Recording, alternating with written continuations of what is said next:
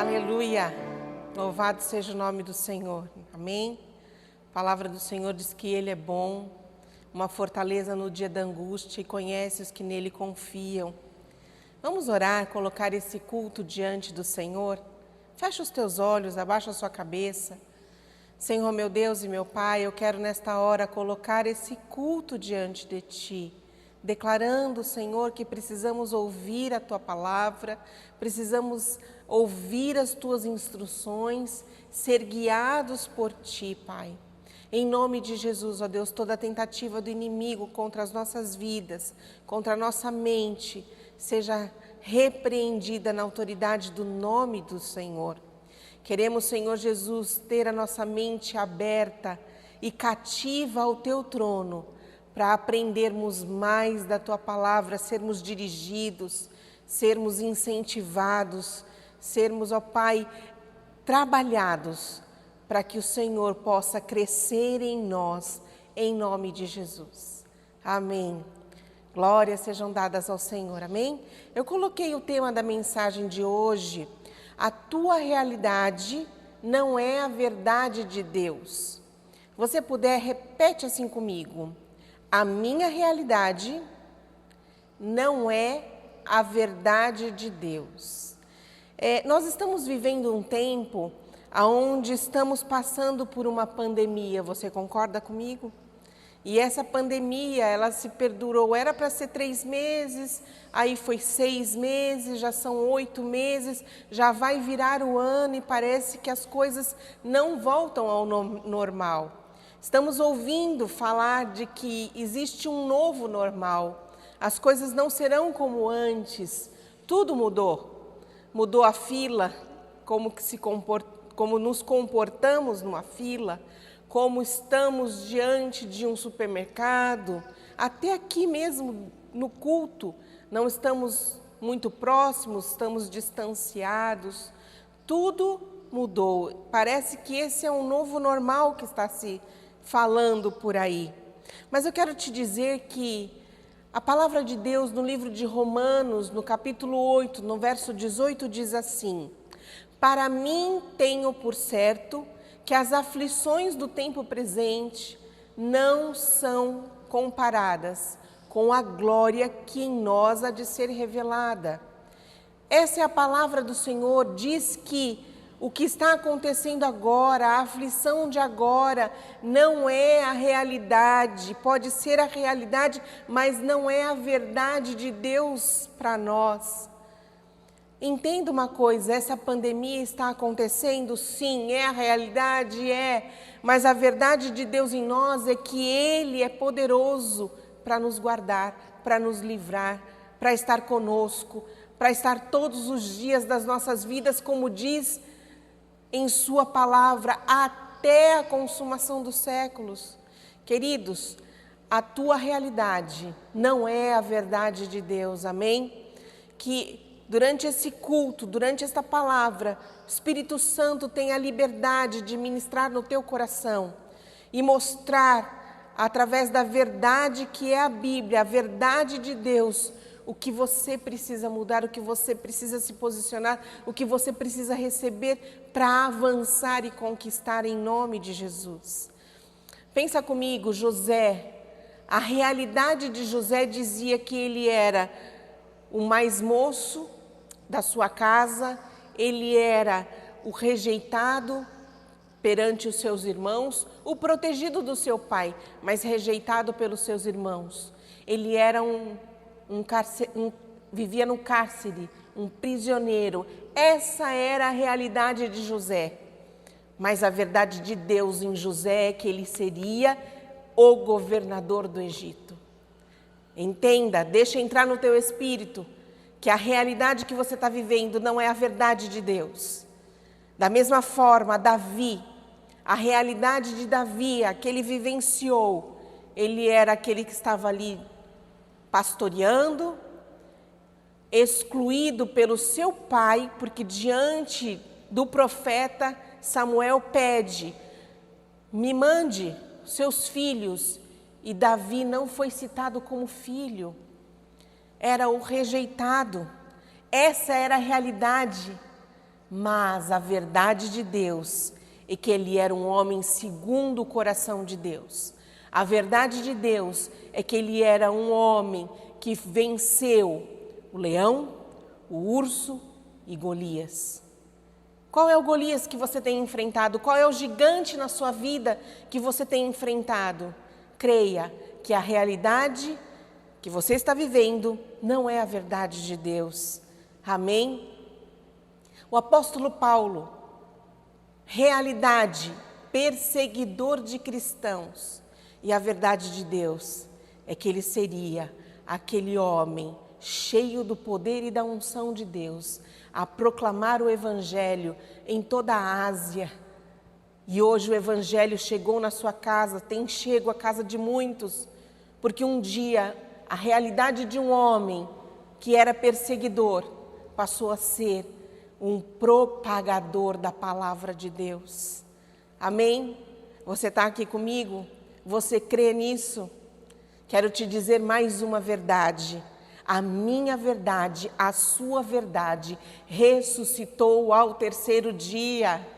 Aleluia! Jesus é o caminho, Ele é a verdade, Ele é a vida, Ele ressuscitou. O que está morto dentro de você? O que você tem vivenciado de morte espiritual, morte de sonhos? Quero declarar que essa realidade vai ser confrontada com a verdade de Deus na noite de hoje. Amém? Qual é a realidade que você tem vivido? Seu casamento já não é um mar de rosas? Desemprego? Diagnóstico de médicos dizendo que você não tem cura, que a sua doença não tem cura? Rebeldia dos seus filhos? Essa é a sua realidade? Mas qual que é a verdade que Deus tem para você? Quando nós temos uma palavra profética, tudo que está sendo lançado aqui, deste altar, é uma palavra profética para a sua vida. O profético traz o que Deus tem para nós. Então, as palavras que eu vou lançar são palavras que Deus tem para você. E lembre da história de Miriam, quando Miriam, junto com Moisés e o povo, atravessou o Mar Vermelho, você lembra que eles tinham um mar à frente, atrás deles tinha o povo, os egípcios, os soldados, e ali diante daquela situação, mar na frente, soldados atrás, Deus abriu o mar. Aquela era a realidade, mas a verdade era que Deus abriu o mar. Eles passaram a pé enxuto, diz a palavra do Senhor. E lá na frente, Miriam dançou e se alegrou. Quando temos uma palavra profética, faça como Miriam, creia nesta palavra, receba esta palavra, celebre esta palavra. A sua verdade não é a sua verdade, é a verdade de Deus, porque nós temos uma realidade que vai ser hoje confrontada com a verdade de Deus, em nome de Jesus. Posso ouvir um amém? Posso ouvir um glória a Deus? Abra comigo em Gênesis, no capítulo 6, no verso 8. Diz assim a palavra do Senhor. Então arrependeu-se o Senhor de haver feito o homem sobre a terra e pesou-lhe em seu coração. Estamos aqui lendo a história de Noé, daquele povo que Deus amava, mas a terra estava corrompida, havia muito pecado, e Deus diz na sua palavra que ele se arrependeu, mas a palavra de Deus diz que ele não é homem para se arrepender. Na verdade, a palavra arrependeu-se, se buscarmos no original, diz que Deus voltou atrás do que estava pensando em fazer com a humanidade. Precisava de um basta, precisava de um freio, e o freio era: vou destruir a terra. Esta era a verdade naquele momento. Verso 7, e disse o Senhor, destruirei o homem que criei de sobre a face da terra, desde o homem até o animal, até o réptil e até a ave do céu, porque me arrependo de haver feito. Mas preste atenção no verso 8. Noé, porém, achou graça aos olhos do Senhor. Que hoje o Senhor ache graça aos olhos, através da sua vida, que você possa ser cheio da graça do Senhor e ser encontrado pelo Senhor na noite de hoje, e a sua história mude por completo, porque ali Deus ia destruir, dizia, o homem que Ele criou, todos os animais, e você sabe que a história da arca e de Noé diz que não foi bem assim. Teve destruição? Teve, para aqueles que não quiseram arrependimento. Mas Noé, alguns animais, a sua família foram salvos. Por isso que eu digo, a nossa realidade não é a verdade de Deus. Amém? Verso 9. Estas são as gerações de Noé. Noé era homem justo e perfeito em suas gerações. Noé andava com Deus. Será que nós podemos falar, a Bianca anda com Deus? Você aí anda com Deus. Foi assim na época de Noé. Deus olhou para a terra e viu, ei, aquele ali anda comigo. E através dele eu vou fazer uma transformação. E Noé gerou 3 filhos, Sem, Cão e Jafé. A terra, porém, estava corrompida diante da face de Deus, e encheu-se a terra de violência, e viu Deus a terra.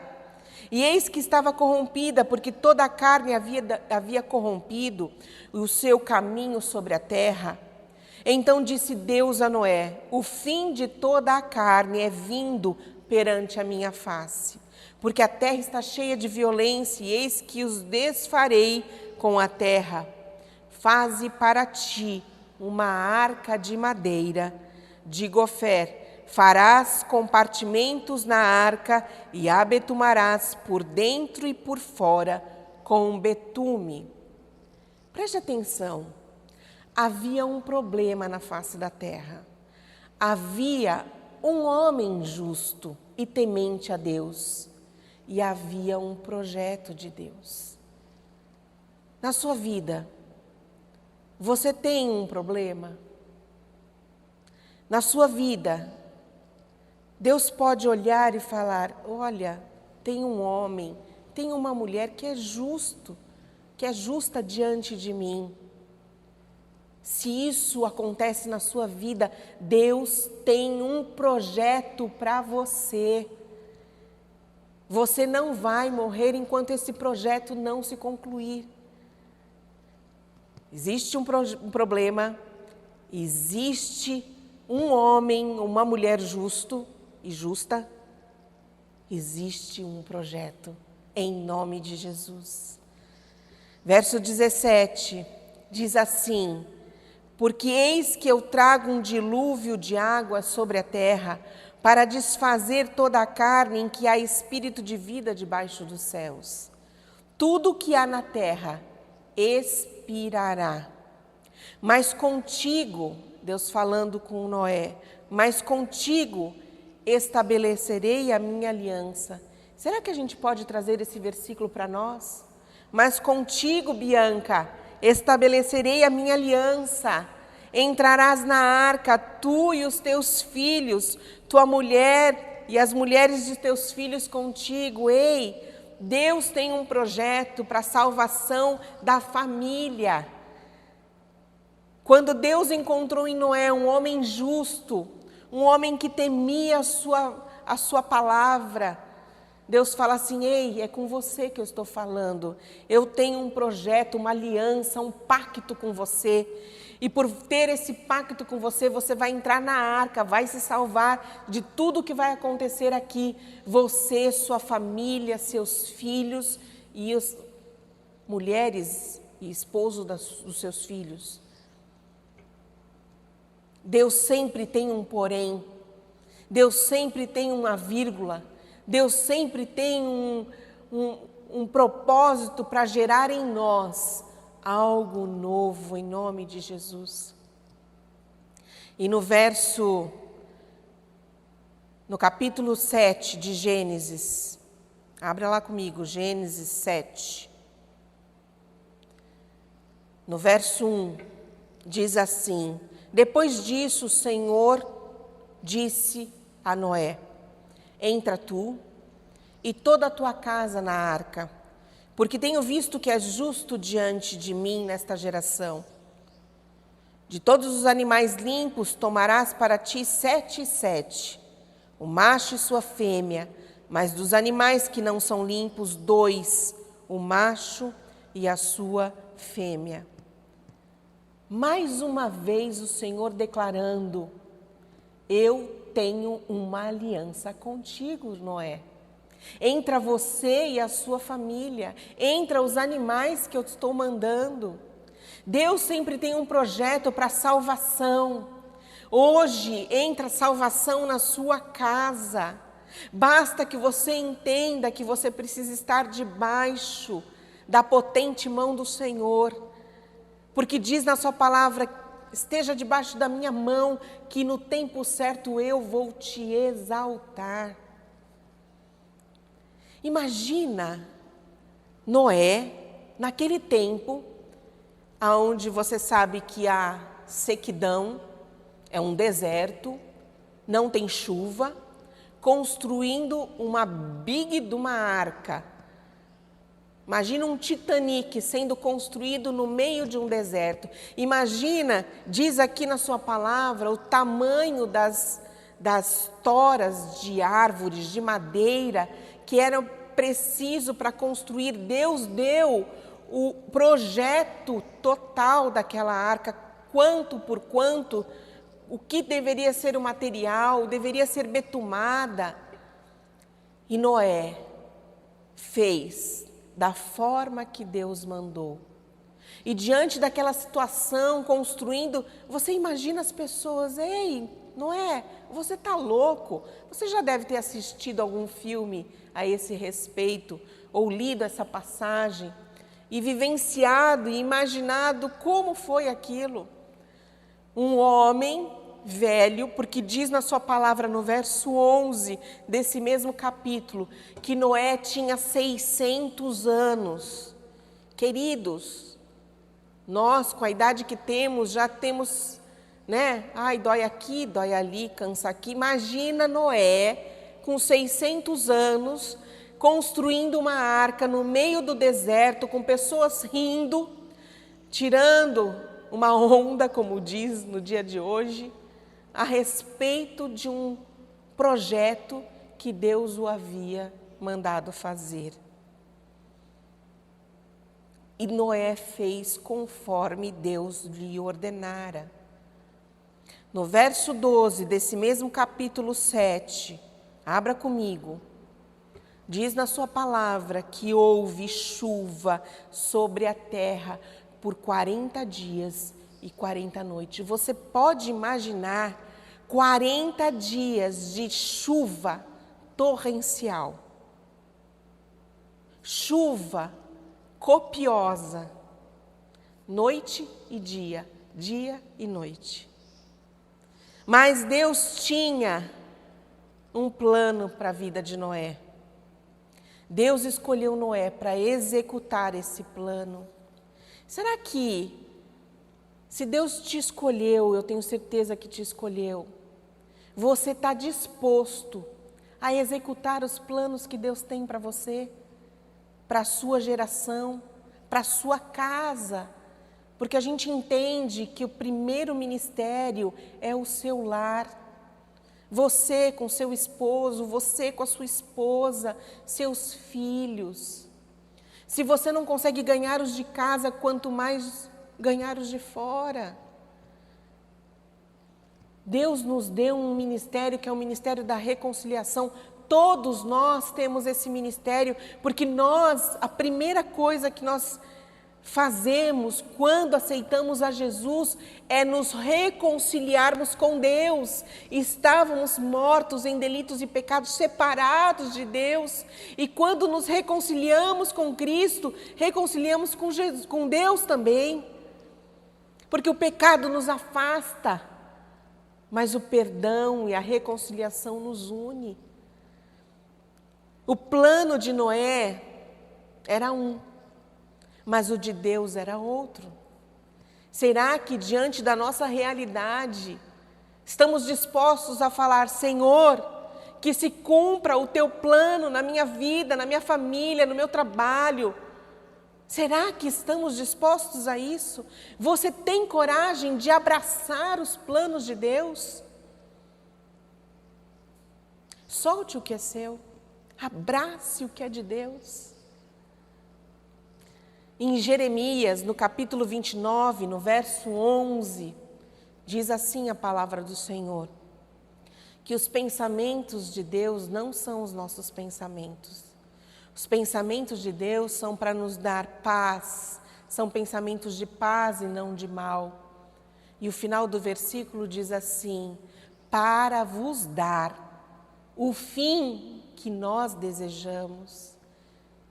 O plano de Deus para a minha vida e para a sua vida é para nos dar o fim que a gente deseja. Só que nós, na nossa infinita maneira de pensar pequena diante da grandeza de Deus, não sabemos como realizar.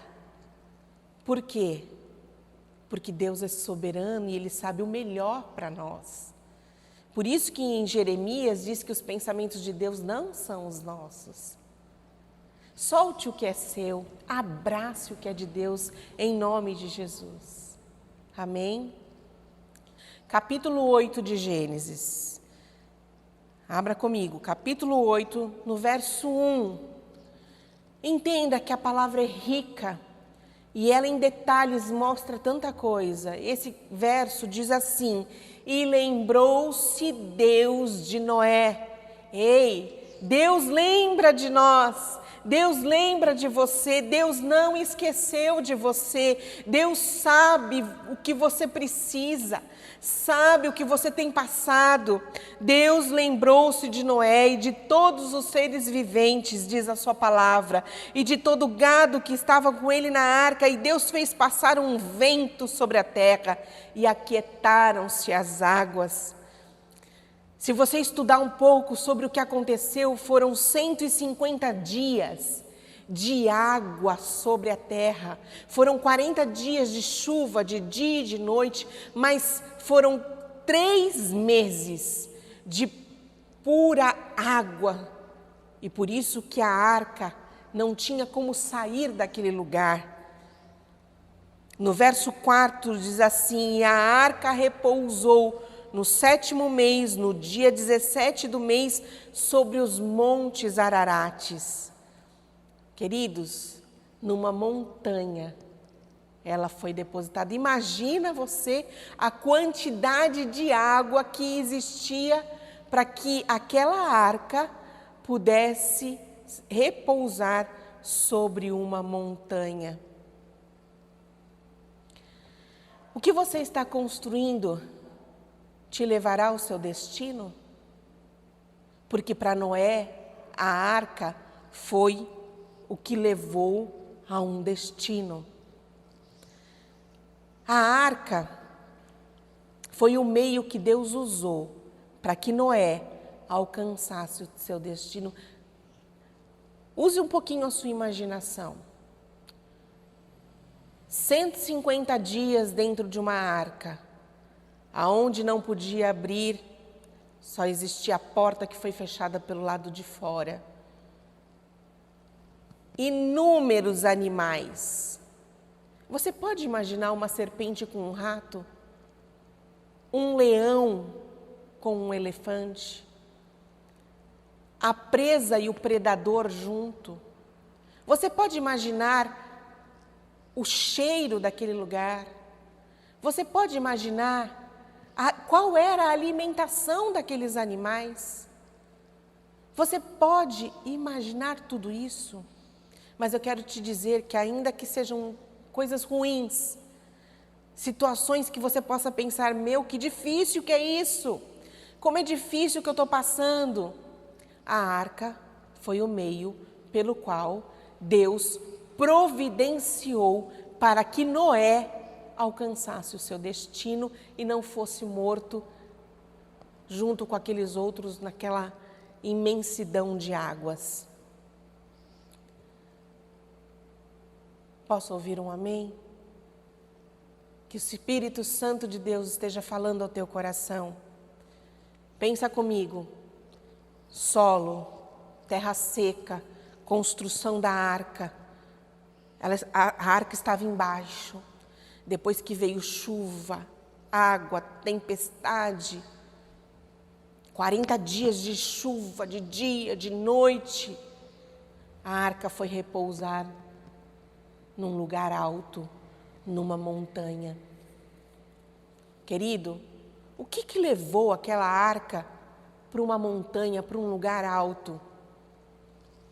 Chuva copiosa, tempestade, tormenta. O que te leva de uma situação baixa para uma situação alta, para um nível raso, para um nível alto, para a maturidade, são as dificuldades. Você está passando por dificuldade?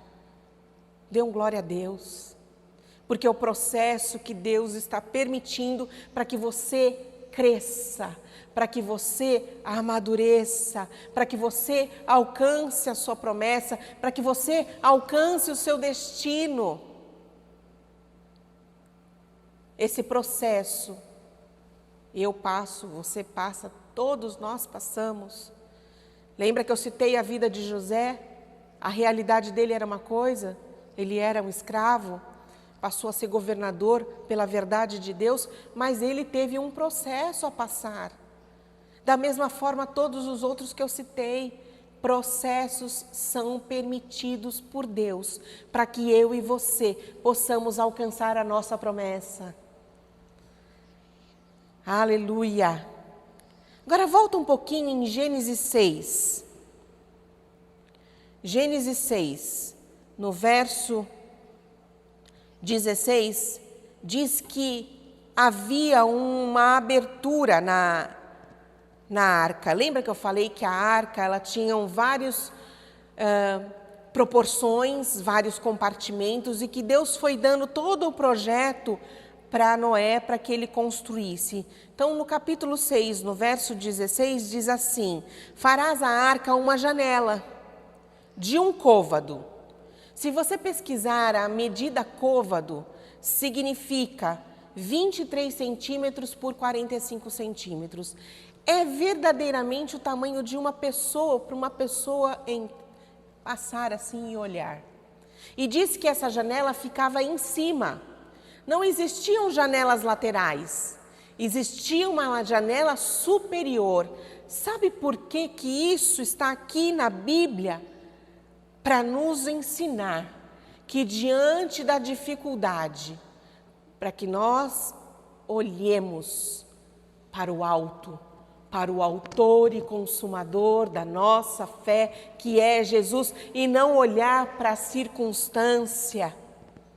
Não olhe para o caos, não olhe para o problema, não olhe para a realidade, olhe para a verdade que é de Deus na sua vida. Uma janela para cima. É somente isso que nós precisamos na noite de hoje. Uma janela voltada para cima. Eu quero profetizar que todo diagnóstico médico sobre a sua vida hoje, a janela está aberta para os céus. Toda tentativa do inimigo contra a sua família, seus filhos, seu esposo, sua esposa, há uma janela para cima. Queridos, é noite de salvação, é noite de libertação, é noite de cura em nome de Jesus. Nessa arca não existia um timão, não existia um volante, não existia. Porque quando existe um timão, um volante, o homem está no controle. Mas aquela arca, quem controlava era o próprio Deus. A palavra do Senhor diz: entrega o teu caminho ao Senhor, confia nele e o mais ele fará. Que hoje seja a noite de você descansar, de você confiar e crer que Deus está no controle. Amém? Gênesis 8, volta lá para o capítulo 8 de Gênesis. No verso 6, Gênesis 8, no verso 6, diz assim: e aconteceu que ao cabo de 40 dias, abriu Noé a janela da arca que tinha feito, lembra a janela superior, soltou um corvo, que saiu indo e voltando até que as águas se secaram de sobre a terra. Imagina que esse corvo ia e voltava porque não tinha onde repousar, e corvo come carne morta. Quando o corvo foi e não voltou mais, é porque existia alimento para esse corvo. No verso 8 diz assim: depois soltou uma pomba, para ver se as águas tinham minguado de sobre a face da terra. No verso 9 diz: a pomba, porém, não achou repouso para a planta de seus pés, e voltou ele para a arca, porque as águas estavam sobre a face de toda a terra, e ele estendeu a sua mão e tomou-a e recolheu-a consigo na arca. No verso 10 diz: e esperou ainda outros 7 dias, e tornou a enviar a pomba fora da arca. E a pomba voltou a ele à tarde, e eis arrancada uma folha de oliveira no seu bico.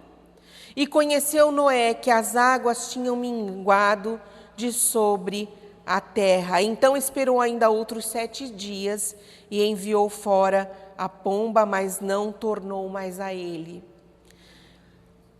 A Bíblia fala que primeiramente foi um corvo, depois foi uma pomba e depois ela voltou com um ramo de oliveira. Voltou, uma outra versão diz que uma folha nova de oliveira. A primeira planta que a pomba achou foi uma oliveira. A oliveira, você sabe muito bem que ela produz a azeitona. O produto da oliveira é a azeitona. E a azeitona prensada vira azeite. Então, a primeira planta que a pomba achou, trazendo um ramo novo de oliveira, nos remete a azeite, nos remete a um óleo, nos remete a unção. Quem tem a unção resiste, quem tem a unção permanece, quem tem a unção é vitorioso, quem tem a unção conquista. Queridos, você tem possibilidades de ter a unção de Deus sobre você e conquistar e ser resistente, resiliente. A palavra de Deus em Isaías 10, 27 diz que naquele dia o jugo, o peso, o cansaço será tirado dos ombros, porque a unção veio. E a unção está aqui nesta noite.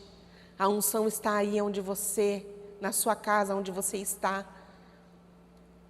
E em nome de Jesus, aquela pomba com o ramo da oliveira estava simbolizando uma nova etapa, uma nova unção que te espera fora da arca, do lado de fora, fora dessa pandemia, fora dos seus problemas, fora da sua realidade. Na verdade de Deus, a unção é que te espera.